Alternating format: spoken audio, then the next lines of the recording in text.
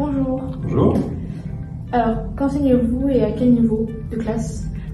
Alors, moi j'enseigne deux enseignements qui sont art plastique, qui est plutôt la pratique des arts, et puis histoire des arts, qui est plutôt théorique, qui est une étude des arts, que ce soit peinture, sculpture, architecture, mais aussi des arts plus récents comme la photographie, comme le cinéma, comme la bande dessinée. Il y a aussi de la musique.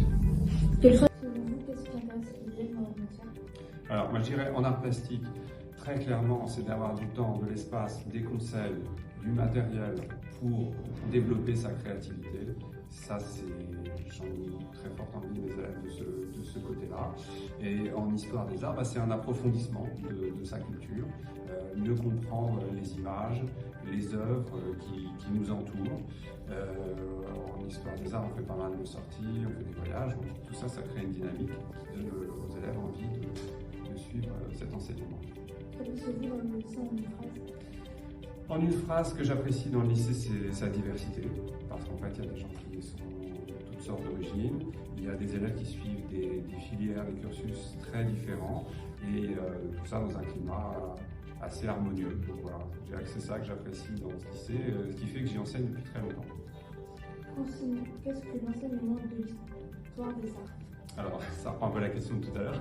Donc, l'histoire des arts, c'est les arts, et que ce soit peinture, sculpture, architecture, photographie, cinéma, bande dessinée, musique.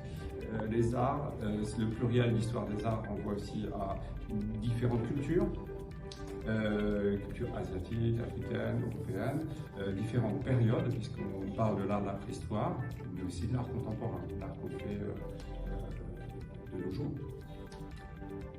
À quoi servent les études de l'art dans la vie professionnelle?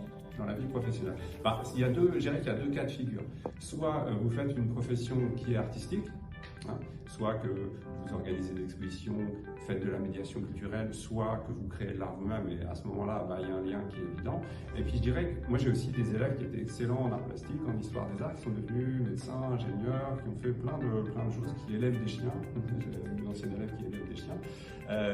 Et en fait, ça leur donne un plus, parce qu'ils savent voir les choses qui les entourent, ils ont accès à leur propre créativité, et ça fait une grosse différence pour faire ça. À quel niveau cette matière est-elle enseignée? Seconde, première et terminale, donc les trois niveaux du lycée.